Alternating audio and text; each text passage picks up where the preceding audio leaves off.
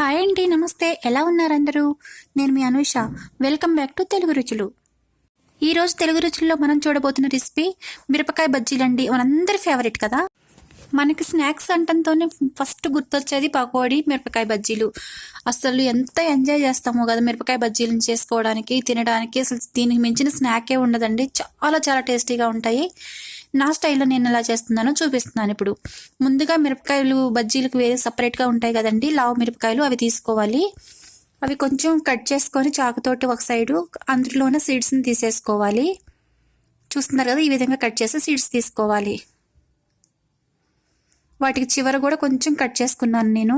చివర కొంచెం సన్నగా ఉంటుంది కదా, అది కొంచెం కట్ చేసుకున్నాను. ఆ తర్వాత ఇలా కట్ చేసుకొని అందులో ఉన్న సీడ్స్ మొత్తం తీసేసుకోవాలి. ఇవి బాగా ఎక్కువగా ముదురుగా ఉన్నట్లయితే వీటిని కొంచెం హాట్ వాటర్లో 1 నిమిషం పాటు ఉంచేసి తర్వాత చేసుకోండి. ఇవి లేతగానే ఉన్నాయండి, అవసరం లేదు. నేను దీంతో పాటే ఆలూ బజ్జీ కూడా వేస్తున్నాను. అదే ఆలూ కూడా ఒకసారి శుభ్రంగా వాష్ చేసుకొని అట్లా సన్నగా కట్ చేస్తున్నాను. చాపర్తో చాప్ చేస్తున్నానండి. చాకుతోటి మనకు అంత పర్ఫెక్ట్గా రాదు. చూస్తున్నారు కదా, ఈ విధంగా పల్చగా రావాలి, అప్పుడే చాలా బాగుంటుంది అనమాట. ఇది వచ్చేసి వాము పొడి. రెడీమేడ్గానే మా ఇంట్లో ఉంది, నేనే ప్రిపేర్ చేసి పెట్టుకున్నాను. ఎప్పుడు ఇంట్లో ఉంటుంది అది. ఆ వాము పొడిలో ఇప్పుడు కొంచెం ఒక 1/2 టీ స్పూన్ సాల్ట్ వేసుకోవాలి. అందుట్లో తర్వాత కొంచెం మనం శనగపిండి కూడా వేసుకోవాలి, 1 స్పూన్ వచ్చేసి. అది లోపల స్టఫ్ చేసుకోవడానికి అనమాట మిరపకాయ బజ్జీలోకి. ఘాటు కొంచెం తగ్గుతుంది, టేస్ట్ కూడా చాలా బాగుంటుంది. వాము వేసుకోవడం వల్ల ఏంటంటే మనకి ఇట్లాంటి ఆయిల్ ఫుడ్స్ అవి తిన్నప్పుడు ఎటువంటి ప్రాబ్లమ్స్ రాకుండా స్టమక్ చాలా క్లియర్గా ఉండటం కోసం అని చెప్పేసి తొందరగా డైజెస్ట్ అవ్వడం కోసం కూడా బాగా ఉపయోగపడుతుంది అనమాట. అందుకని వాము ఫిల్ చేస్తాము. టేస్ట్ కూడా చాలా బాగుంటుంది. ఇట్లా ముందుగా మనం చీల్చి పెట్టుకున్న మిరపకాయల్లోకి మొత్తం ఇదంతా వాము పొడి వచ్చేసి ఫిల్ చేసుకోవాలి. ఇప్పుడు ఇలా రెడీ చేసుకున్నాం కదా. ఇప్పుడు వచ్చేసి దీనిపైన పూతపిండి కోసం ఒక బౌల్ తీసుకొని అందులో ఒక 4 టీ స్పూన్స్ నేను శనగపిండి వేసుకుంటున్నాను.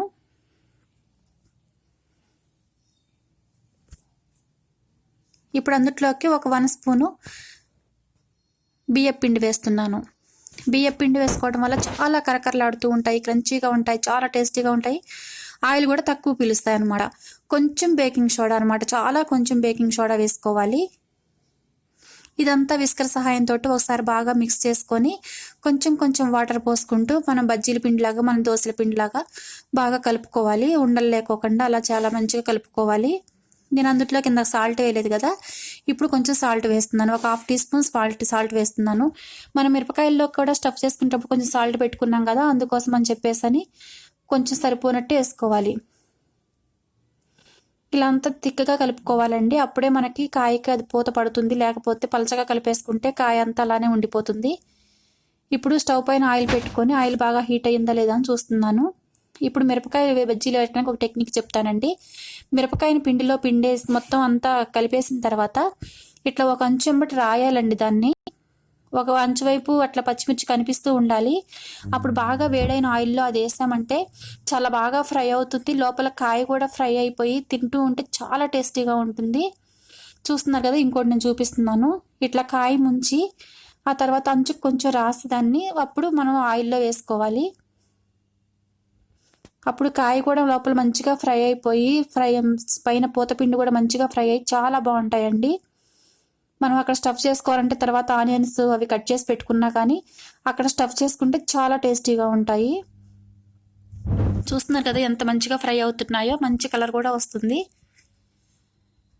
ఈ మీడియం ఫ్లేమ్లోనే కొంచెం సేపు వేయించుకొని లాస్ట్లో ఒకసారి హై ఫ్లేమ్లో పెట్టుకుంటే 1 నిమిషం పాటు మంచి కలర్ వస్తాయి. ఇప్పుడు ఇవి ఫ్రై అయిపోయినాయి కదండి, వీటిని నేను తీస్తున్నాను, సర్వింగ్ ప్లేట్లో తీస్తాను. చూస్తుంటేనే నోరూరిపోతుంది కదండి. అసలు చాలా చాలా బాగుంటాయి. ఈ రైనీ సీజన్లో అయితే దీనికి మించిన స్నాకే లేదండి. అసలు అందరూ ఎంజాయ్ చేస్తారు. మిరపకాయ బజ్జీ అంటే అసలు అందరికీ ఫేవరెటే కదండి. తప్పకుండా ట్రై చేయాలి. మీరు ఎంత ఈజీ వేలో కూడా చూపిస్తున్నాను మీకు. ఇప్పుడు ఇది టిష్యూ పేపర్లోకి తీసుకుంటున్నాను ఒక్కొక్కని.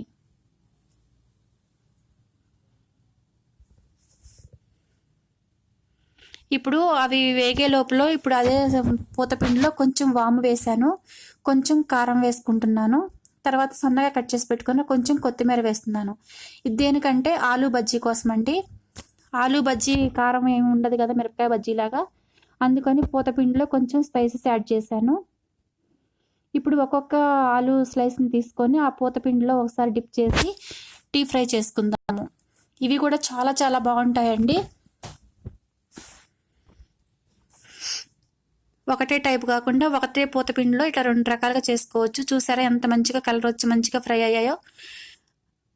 చాలా బాగుంటాయండి. మీరు కూడా తప్పకుండా ట్రై చేయండి ఈ రెసిపీని.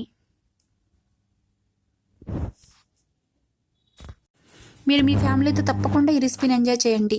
మీకు ఎలా కుదిరిందో నాకు మీ కామెంట్స్ ద్వారా తెలియజేయండి. Please subscribe my channel. Like చేయండి, షేర్ చేయండి, కామెంట్ చేయండి.